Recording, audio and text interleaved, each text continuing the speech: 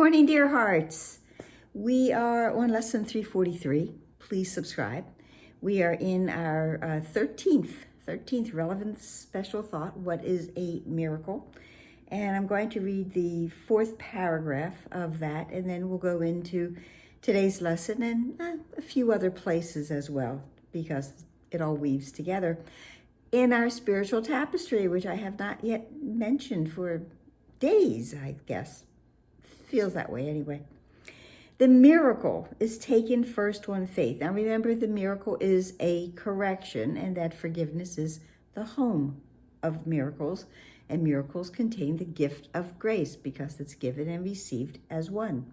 So the miracle is taken first on faith, because to ask for it implies the mind has been made ready to conceive of it what it cannot see and does not understand.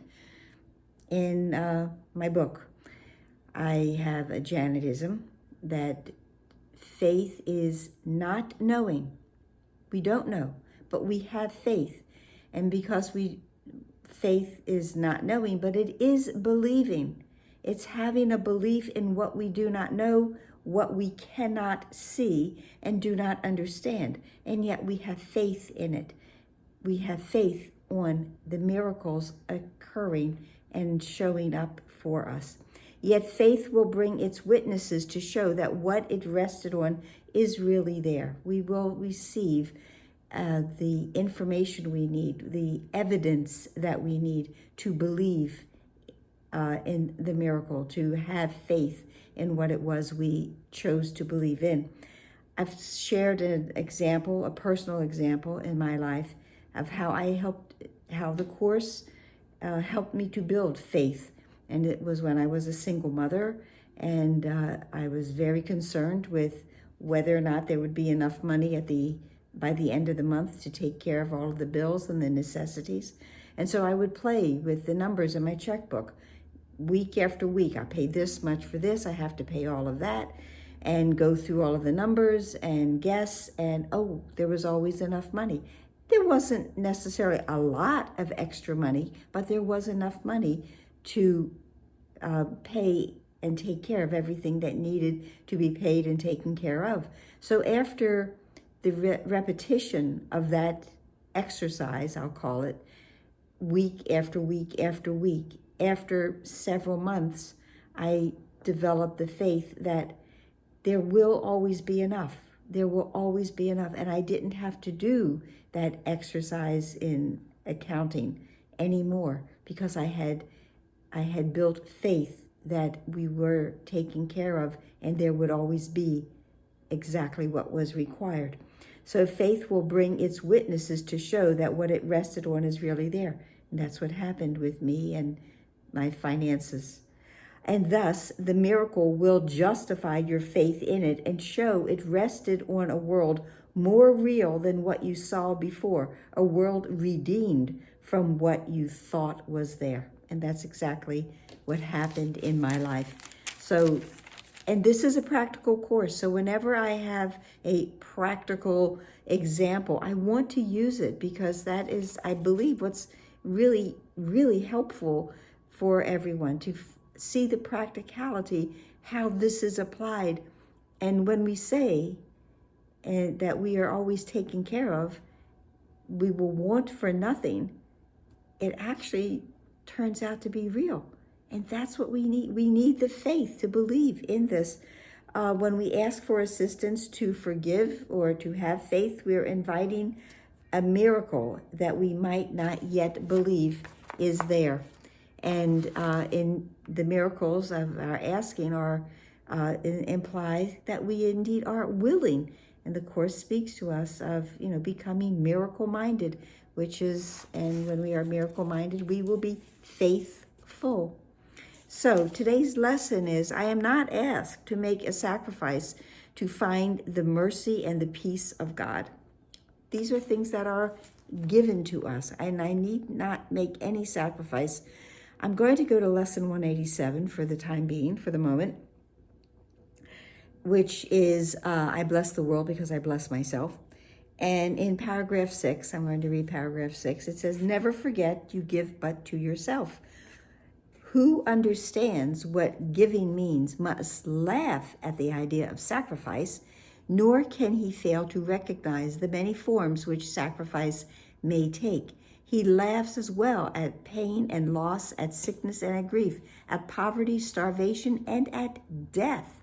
He recognizes sacrifice remains the one idea that stands behind them all, and in his gentle laughter are they healed. And when illusions are recognized, they disappear. And all of those are illusions, and they will indeed disappear. So I'm not asked to make a sacrifice to find the mercy and the peace of God. And just one more thing, we had lesson 323, 20 days ago, that told us I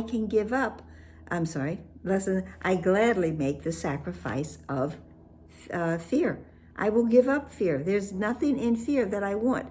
And is it a loss to give up sadness and pain and doubt, and then to allow God's love to freely enter, come streaming in with those wonderful great rays? The end of suffering, back to today's lesson, 343. I am not asked to make a sacrifice to find the mercy and the peace of God. The end of suffering cannot be loss. The gift of everything can be but gain. You only give, and we only give to ourselves. Remember that. You never take away, and you created me to be like you. God never takes from us. God only gives to us. There is never any loss in that storehouse of our mind. When things seem to be ushered out, to be given, what seemed to were in this world would have been a loss, a lack, is just more of an increase, more of an expansion. There is never loss.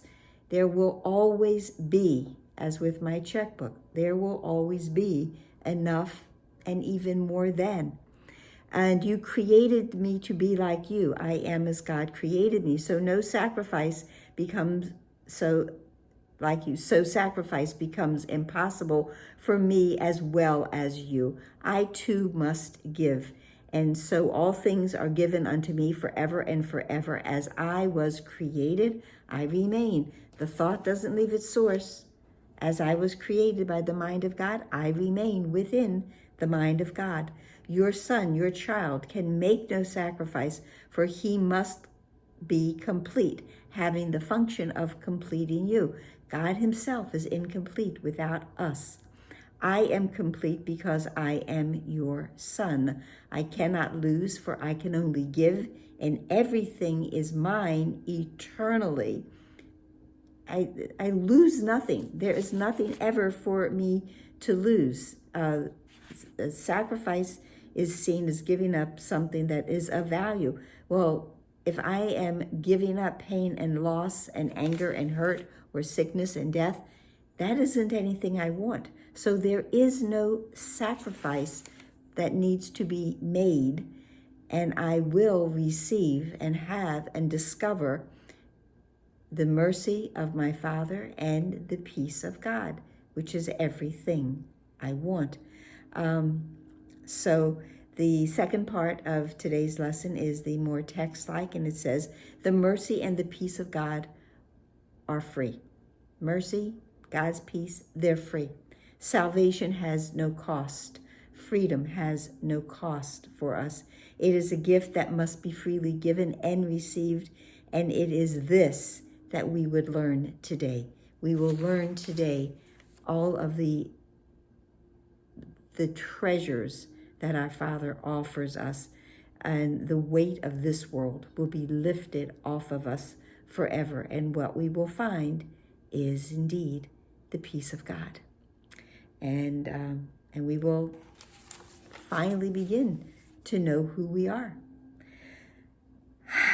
And I think that's it for today. So I hope it helped. Please like, share, and subscribe. Please comment. Please smile.